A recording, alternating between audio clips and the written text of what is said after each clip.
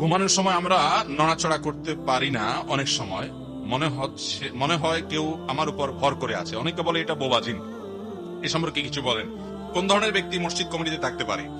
এই প্রশ্নটা সব এলাকায় মানুষ করে। তার মানে মসজিদ কমিটির বিরুদ্ধে পাবলিক মনে হয় খেপা একটু বেশি। ভাইরা আমার, আমাদের দেশে মসজিদ কমিটিতে শুধুমাত্র বাহু দেখে দেখে কমিটিতে লোক রাখে, যে যার বাহুর জোর বেশি। বুঝতে পারছেন? আমি একবার অনেক আগে 2002-03 সনের দিকে এক মসজিদে, ঢাকার এক মসজিদে আমি দায়িত্ব পালন করছিলাম। তো আমার মসজিদে এমন এক লোকের সভাপতি বানাইছে তারা, এই আল্লাহর বান্দার নামাজ কালাম বা দিনের অন্যান্য কোনো খোঁজ খবর নেই।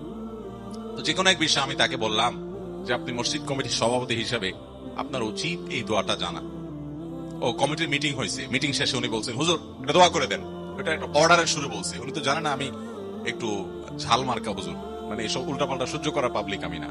তো আমি বললাম যে আপনি মসজিদের সভাপতি হয়েছেন, আমারে বলতেছেন দোয়া করে দেন। এই সমস্ত রেডিমেড আর টেডি দোয়া আমার কাছ থেকে আপনি অর্ডার করতেছেন আমার দোয়া করতে, কেন মসজিদ থেকে ওঠার দোয়া আপনি জানেন না?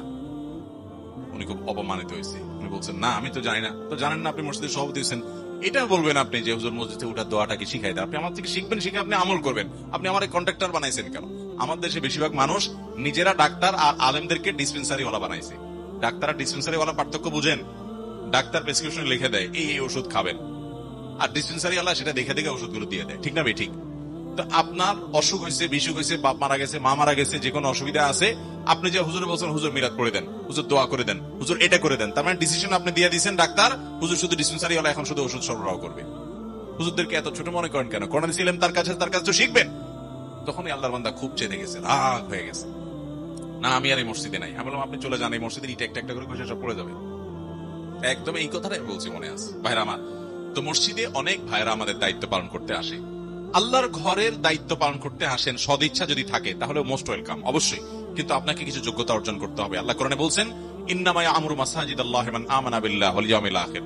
আল্লাহর ঘর আবাদ করবে সেসব লোকেরা যারা আল্লাহর প্রতি ঈমান আনে, আখিরাতের প্রতি বিশ্বাস রাখে। এক, ওয়া আকামাস সালাত, পাঁচ ওয়াক্ত নামাজ আদায় করে, ওয়া আতাজ যাকাত, পয়সা থাকলে যাকাত দেয়, ওয়ালাম ইয়াখশা ইল্লাল্লাহ, আল্লাহ ছাড়া কাউকে পরোয়া করে।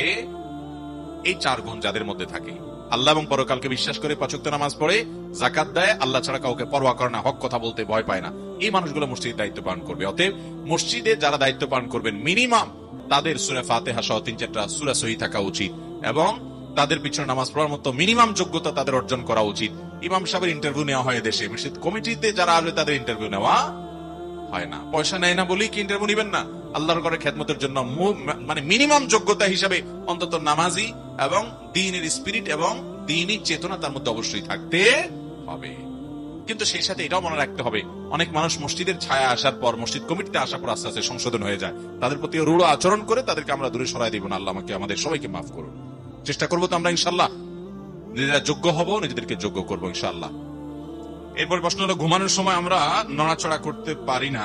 অনেক সময় মনে হয় কেউ আমার উপর ভর করে আছে। অনেকে বলে এটা বোবাজিন। এ সম্পর্কে কিছু বলেন ভাই? এ নিয়ে আমার একবার বেশ কিছু আর্টিকেল পড়ার সুযোগ হয়েছে অনলাইনে। সেখান থেকে যতটুকু জেনেছি যে এটার বৈজ্ঞানিক নানা ব্যাখ্যা আছে, নানা কারণ আছে। আমার যতটুকু জানা, কোরআন এবং হাদিসের আলোকে এই বোবাজিন বলতে কোনো কিছু আছে বলে আমি জানি না।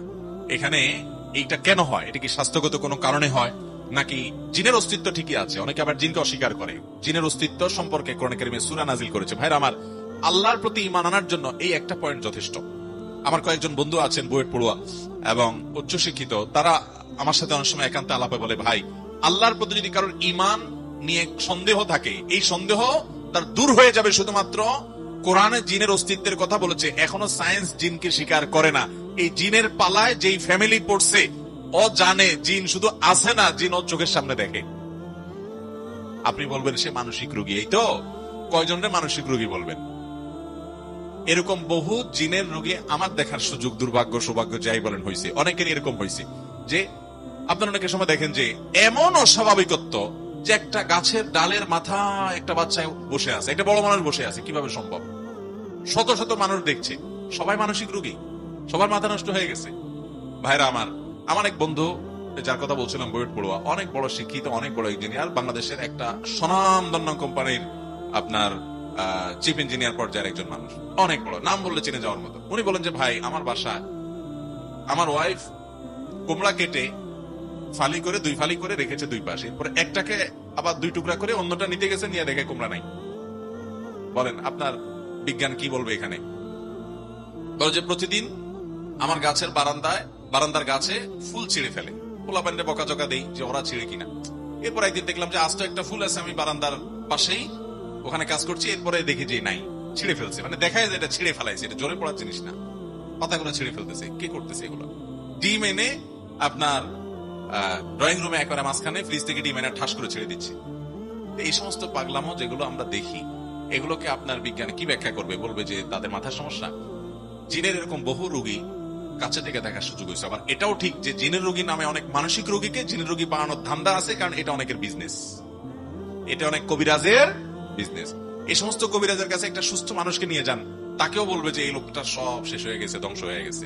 একটা মরা মানুষের নাম বলেন যে ওনার কিছু আছে কিনা দেখেন, তো সে দেখবেন গনে টেনে বলবে হাই রে, এই লোকটা তো শেষ হয়ে গেছে, আর বেশি দিন বাঁচবে না। বুঝতে পারছেন আমার কথা? এই ভণ্ডামি যেমন হয় সেটা যেমন সত্য, আবার জিনের অস্তিত্বকে অস্বীকার করার মতো মূর্খতাও আরেকটা হতে পারে। কোরআনের মিরাকল, কিভাবে জিনের রোগের ট্রিটমেন্ট করা হয় কোরআন আয়াত দ্বারা।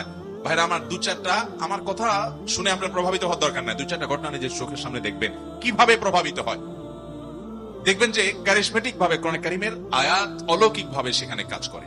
আল্লাহ তাআলা আমাদের ঈমানগুলোকে নবায়ন করা, শক্ত করার তৌফিক দান করুন যাদের মধ্যে এই সমস্ত সংশয় আছে। তো যেটা বলছিলাম যে ঘুমের মধ্যে যে আমাদের অনেক সময় হয় এরকম, আমরা নড়াচড়া করতে পারি না, একদম ভয়ঙ্কর অবস্থা, এটা বোবা জিনের কারণে হয় এরকম কথা কোরআন হাদিসে কোথাও আসলে আমার জানা নাই।